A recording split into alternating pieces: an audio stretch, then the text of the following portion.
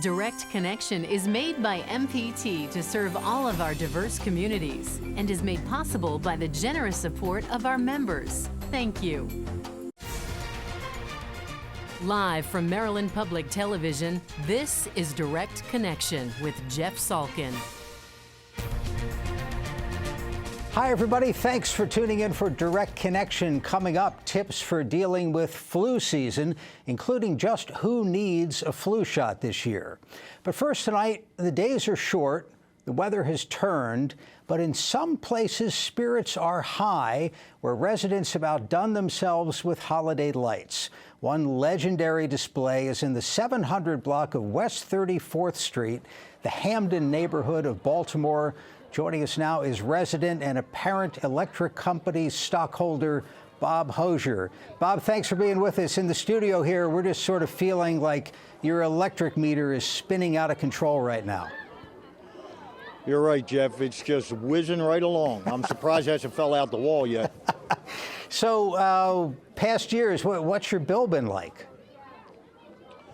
Well, people ask me that all the time. I really don't say. It's more about the holiday, not about the cost of the electricity. Do you at least get a thank you note from the electric company? Oh, we were in their BG&E's company magazine one year. They were so happy with us. Well, so tell me how this got started. How did it get started for you? And then how did it get started for your whole neighborhood? Well, I lived in Overlea as a kid, and I decorated my parents' house. I married my wife that lives right behind us in this house. She was born and raised here. And in 1991, the gentleman that lived directly across the street from us asked me to run a speaker wire so he could hear the Christmas music because he couldn't hear it from over there. And I did that, but I laced it with lights so it looked a little festive. Well, a bunch of the residents got together and asked me if I draped the lights from house to house all the way down the street. And the rest, they say, is history. It's hard to describe to somebody. We can see pictures now of what the whole street looks like with lights strung across from one side of the block to the other. How do you describe it? What is happening there on 34th Street? I'll tell you what, I never thought Christmas lights would bring this many people out from around the world. We're just a bunch of homeowners that like decorating for the holiday, so we really don't feel or see or what the people that come in here do, but I'm telling you, it makes a lot of people happy. I was there a couple of years ago, I think, and we were able to park, but several blocks away, and you know, it's hard to walk down the sidewalk. Do you have any idea how many people you get in the month of December? We're upwards to 500,000 people, believe it or not, because it's ridiculous how many people show up. It used to be come Monday and Tuesday night because it's not busy, or come Wednesday nights at 9 o'clock. Now, because of public safety issues of traffic and pedestrians, the city police department is blocking the street off at their discretion. So it wouldn't be unusual now to come down here on the weekends and you just can't drive down the street. All right, if anybody has a question for Bob about how to set up a really killer holiday light display, give us a call. We'll have the number up on the screen. You could also tweet your questions. The Twitter address is @MPT News. Now, obviously, you're on a public street, so there's no admission charge. There's no vendors. This is just by the residents for everybody else. That's right. We're a vendor-free street. I get hundreds of requests every year on our website, christmasstreet.com. They want to come down and set up. They offer us money. They offer us to pay the electric bill. It's really not about that. It's about the holiday. So we decline it all. We have a couple people sit on the outskirts, on the end streets, and they sell some hot chocolate, some hot dogs, which is fine with us. We appreciate the people that come in to see the lights, to patronize the businesses in Hamden, and have a good time. Spend some time here and see what we're about. All right, let's focus in on your house for a second. On Yes, TV, we can see there's a big window, and people can look in that window? My front door's open. We decorate the living room. I have dolls up on my porch on the side. Underneath my porch, I put a train garden, so you can go up the alley and look underneath of there. And the rest of it, every inch of the house I can fit something, there's something there. Has anybody ever like moved into this neighborhood not knowing what happens there in December? Well, I'll be honest with you. We've had a couple people do that, but after Halloween is when we start this, and some of the newer residents that have come in that see us out here carrying on, it's like a party when we're putting these lights up. They want to be involved. They want to do something. They want to decorate their house as well. No one's required to do it. It's not in the mortgages. It's not in the leases. All of that folklore over the years that everybody's heard is absolutely false. Everybody pays their own electricity. BG&E doesn't give discounts, nor do we want discounts. It's just about the holiday. We're not looking for all that. If I got to have people pay my electric bill and do that kind of stuff, I just wouldn't put the lights up. How does it change year to year? If somebody hasn't been for a couple of years, pretty much the same, or does it evolve? It evolves. We have people come and go. There are a couple rental houses on the street, so you'll have new tenants come in. I actually have enough decorations to decorate 4 of these row houses, so I change up from year to year.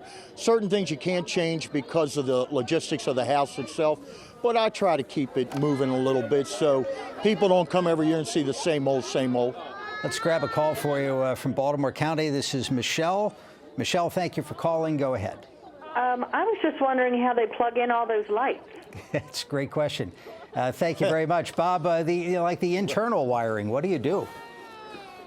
Well, everybody plugs into their own houses. A couple of the houses that are not, people aren't living in, we got a couple vacants on the street this year. We plug them into the next door neighbors' houses.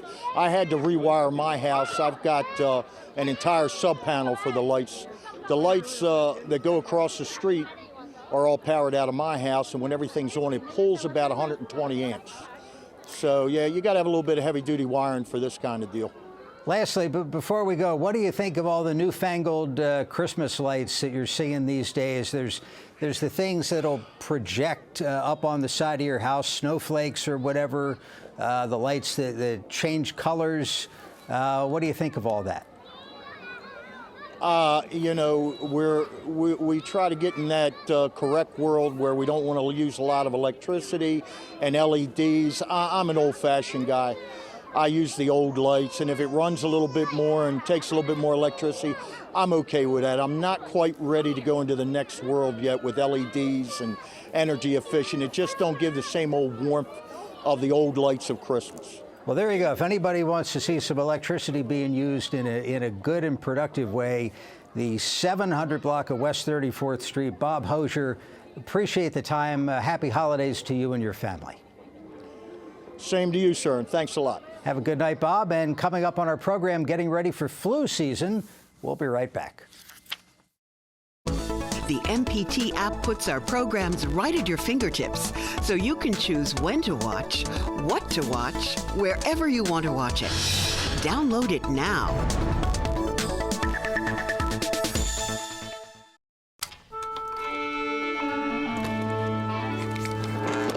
There is one stage that is the Met and Carnegie Hall. It is the Kennedy Center and a club in Austin. It is closer than any seat in the house, no matter where you call home. PBS, the great American stage that fits in every living room. Supporting your PBS station brings the arts home. This is a box that showed you a world beyond your own. It was just a box, but the world has changed, and so have we. And now the box can be almost any size or shape. And you decide what you want to explore. Anytime, any place. Break out of the box with PBS. My child who's watching Super Y, and it said, what letter makes the sound R? And my 2-year-old is jumping up and down going, R, R, R. I love that. I wish I knew the genius that came up with Dinosaur Train. I mean, what little boy especially doesn't like dinosaurs and trains and to put them together in one show? My family does without a lot of stuff, but I would be horrified if we had to do without PBS. Please support MPT.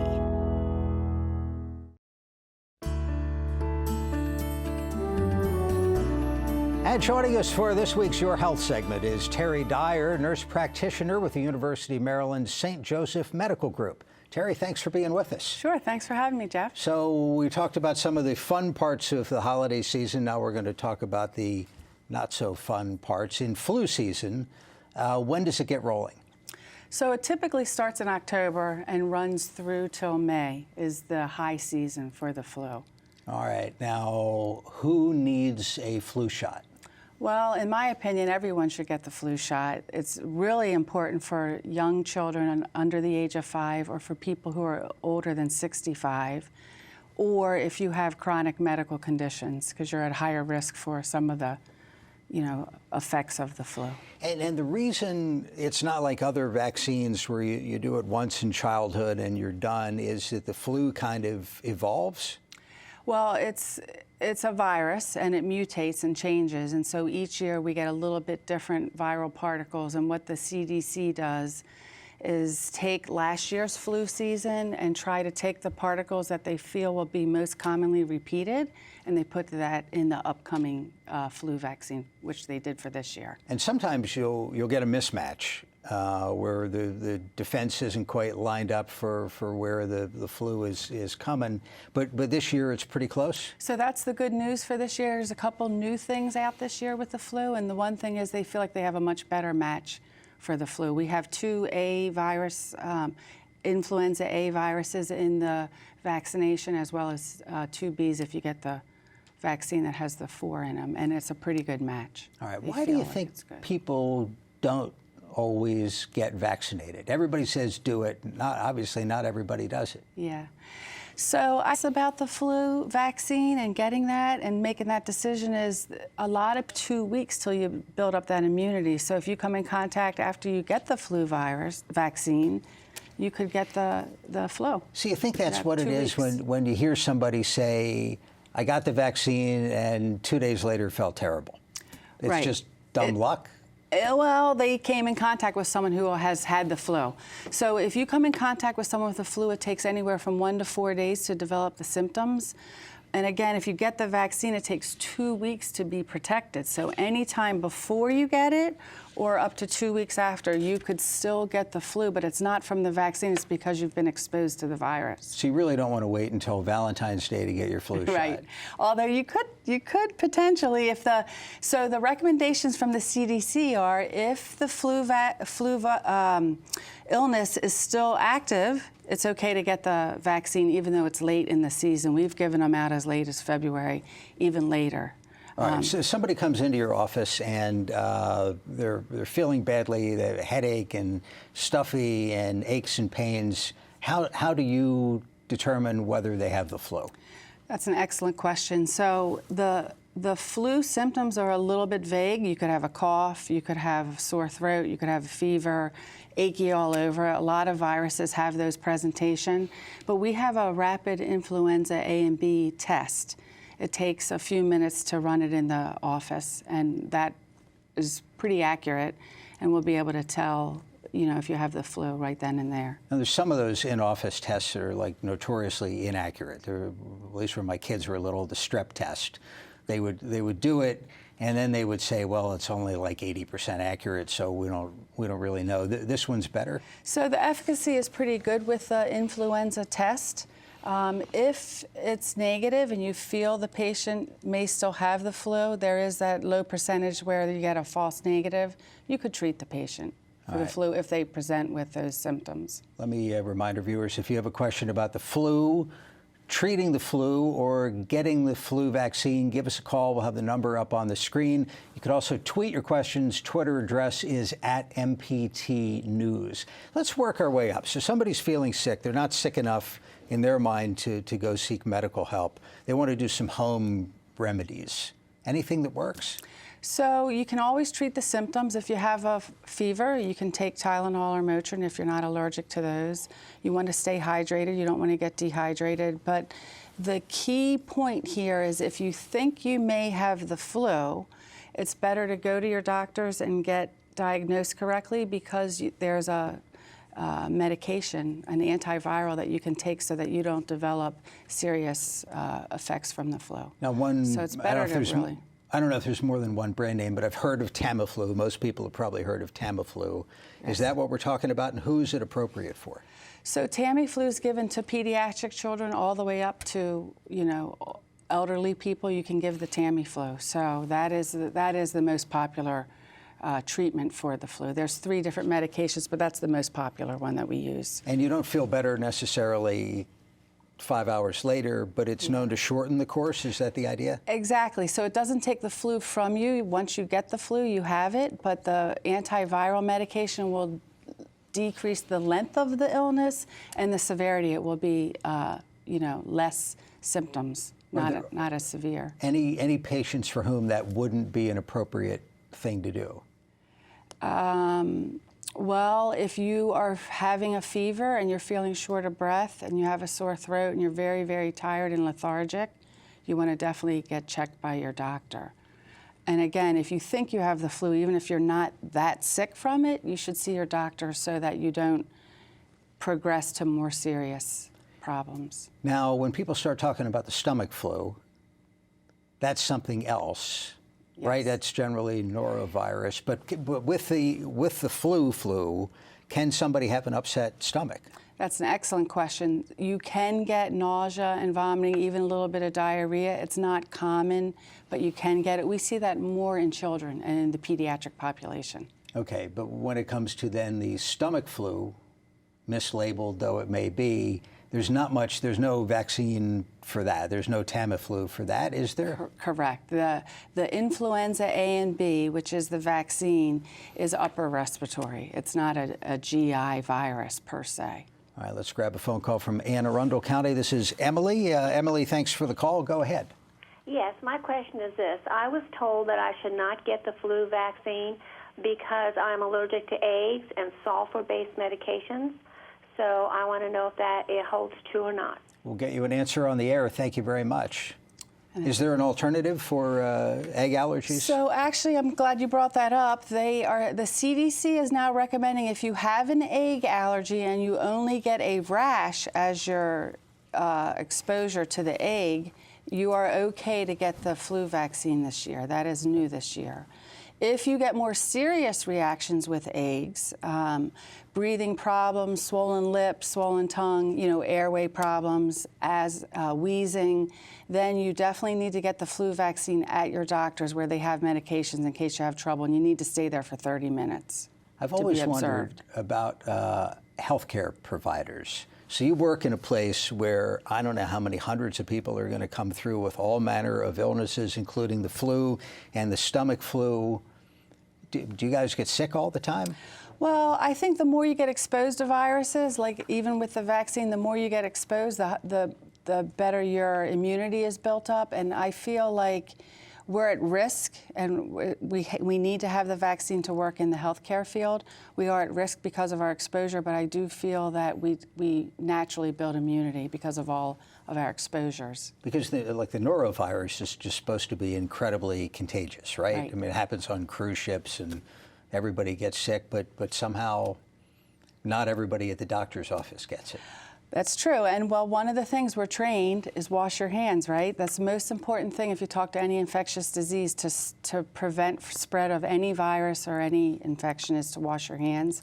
And healthcare workers wash their hands a lot, so that may also be part of the reason why they. Well, and that's a great tip if somebody's at home, whether with little kids or not, and somebody's sick, what you can do within a household to try to limit the spread of it. Yes, wash your hands. If people are coughing, have them cover their mouth because it's spread by air droplets. So you want to cover your mouth if you're coughing, and always, always wash your hands. It's the best way to prevent spread of infection. Let's take a call from Baltimore City. This is Monet. Thank you for the call. Go ahead. Hello, hi. How are you doing this evening? Good. How are you? I'm fine. Thank you for asking. Happy holidays to you both. To you too. You. My question is, I'm a certified pharmacy technician. My question is, I run across a lot of people who find misconceptions with getting ill in correlation to getting the flu shot. What are some of the things that I can say to them to ensure that they get the flu shot? Monet, are you one of the people at the pharmacy who's giving the flu shot? Well, I actually don't give flu shots, but when I speak to some of the people, I try to ensure them. You know, that's part of what we do at the pharmacy is to try to make sure that our customers get flu shots. Yeah, absolutely. Thank you so much for calling. What do you think? So, Monet, that's actually a good question. I would definitely tell them it's not a live virus. The injections are, again, not a live virus. You cannot get the flu from the vaccine. But you can tell them that if they get the vaccine, they still take up to 2 weeks to be protected, so they still need to avoid sick people, you know, wash their hands real well. And the best way, absolutely, to protect them, their children, and the community is to get the vaccine. I've thought about getting vaccinated. We were talking about where you get the flu shot before the program. I've thought about doing it at the pharmacy, but it tends to be a folding chair and a flimsy partition. And I know they want to be given the flu shots at the pharmacy. They're not quite inspiring confidence. It doesn't quite look like a doctor's office yet, but there's no reason not to go get your flu shot there. No, you can definitely get your flu shot there. You can get it at your doctor's office. You can get it at urgent care centers. And again, you can get it. This is National Influenza Vaccination Week, so, and you can tell you know, your clients that too as well, Monet, that this is the week, so it's not too late. We're trying to remind everybody get their flu vaccine now. Call from Allegheny County. This is Hilda. Hilda, thank you for the call. Go ahead. Hello. Hi, you're on. Oh, yes. I would like to know if there are 3 types of the flu vaccine that can be given. I understand my physician gave me one that was for seniors in their 80s, and I wanted to know if there are 3 types and what they are. Hilda, thank you so much. That's a great question. We do appreciate it. Now, for seniors, I read that there may be a stronger version, but there are, as you told me, 2 different versions, one with 3 variations of the virus and one with 4. Correct. So there's actually several different vaccines that the CDC has approved this year for people to get. The standard vaccine, then you have the high dose vaccine, which you're talking about, and that is for elderly people 65 and older. There's also a recombinant vaccination that they use viral technique to make for the vaccination. That's another option. And there is a jet injector vaccination you can get, whereas they don't use a needle, but they use a propelled high, with a fluid that's propelled into the skin with at a high rate with an injector. So the needle sounds like more fun. But yeah, but for seniors for 65 and older, we do have those 2 other vaccines which are new this year, and the CDC are recommending. So that is another option. Or you can get the standard. That will work as well. Fairfax County, this is Lisa. Lisa, thank you for the call. Go ahead. Yes, hi. I have a question about, I have a 10-year-old daughter who got her flu shot last year and has suffered long-term pain in her shoulder from the spot where the shot is. So I was about to get her one this year when right when we walked in the doctor's office, I thought I better do a search, long-term shoulder pain flu shot.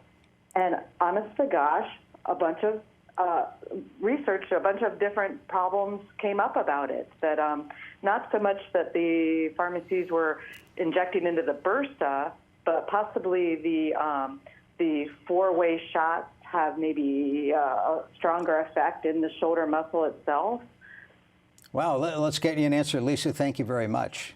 Ever heard of that? So that's not something that we really see or hear about too much, but you are injecting fluid into the muscle, and there are nerves around the muscle. So, you know, if the nerve gets inflamed, you could, you know, nerves potentially can have a ongoing burning or pain sensation. I'm not sure if that's what happened with your daughter, but that's not something that we typically really see very often at all. And before we go, we've talked about all these variations on the vaccine. We didn't talk about flu mist for a reason. Right.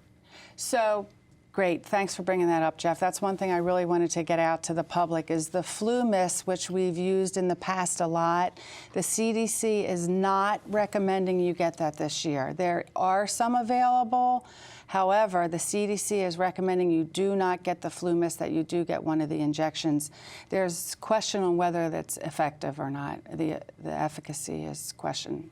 Very good. Terry Dyer, a nurse practitioner with the University of Maryland St. Joseph Medical Group here in Owings Mills. Thank you for stopping by. Yeah, thank you, Jeff, for having me. Appreciate it. And Thank everybody get their flu shots this week. There you go. I'm on notice. Join us Thursday at this time for Your Money and Business. Then we're back Friday with State Circle and the latest on Maryland politics. Now, for all of us here at MPT, I'm Jeff Salkin. Thanks for watching Direct Connection, and have a good night.